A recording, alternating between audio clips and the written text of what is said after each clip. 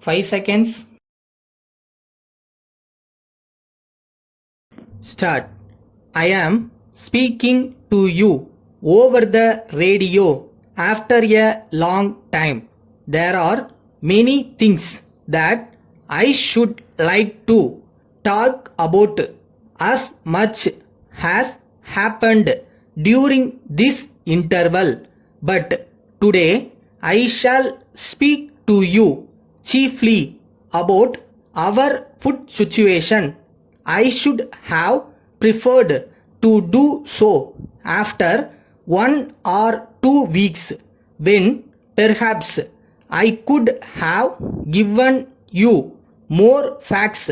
Our food minister is touring the states in order to discuss with the state ministers so that he can take personal stock of the situation and decide about the steps to be taken.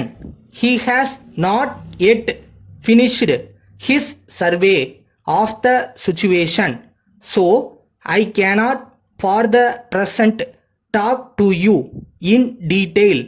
However, since I had fixed tonight for my broadcast, I kept to it.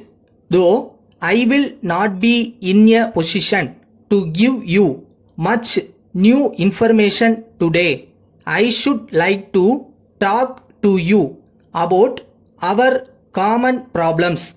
It is very necessary that there should be a close understanding between the people of this great country and the government they have elected.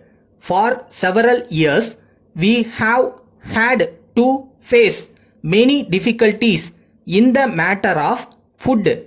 The last great war, the partition of India, natural disasters in the shape of floods and drought, and the growing population created a heavy deficit of food in the country. Food is, after all, a primary necessity. If we fail in feeding our people well, we can make little progress in other directions. We had to import large quantities of wheat and rice at great expense. Even in recent months, we have had very difficult conditions in some parts of the country. Some districts have been particularly unfortunate. They had severe drought for some years continuously. We sent our army for relief work, and from all accounts they did a very good job of it. Indeed, steps are being taken to reduce the prices of wheat and rice all over the country. This is the background of the food situation, and it seems to be satisfactory, but we cannot afford to relax our vigilance. We have always to be prepared to meet any contingency.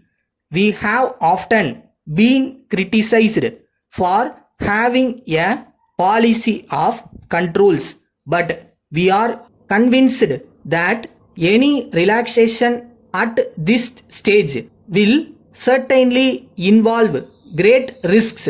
So, we dare not risk another rise in prices because it will bring in misfortune.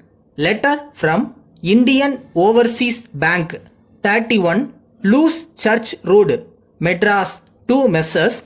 Geeta Agencies Limited, 20 Rayapeta High Road, Madras.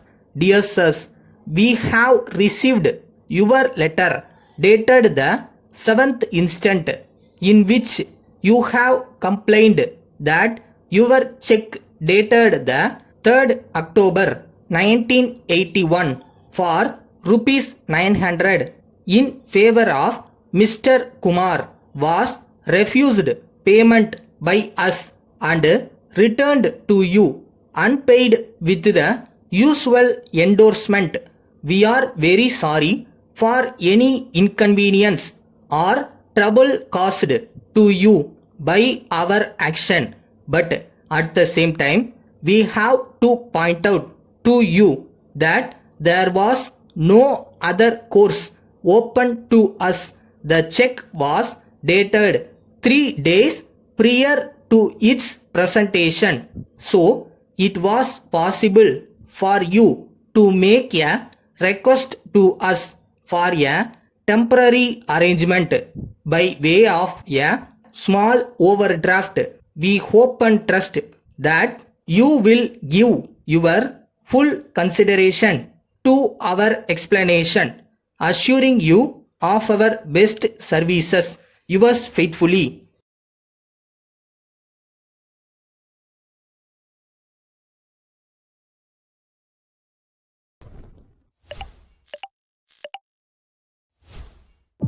ஒரு பொருள் காணா போச்சுன்னு தேடுறீங்கன்னா கிடைச்சிரும் நினைச்சு தேடினீங்கன்னா கிடைச்சிரும்.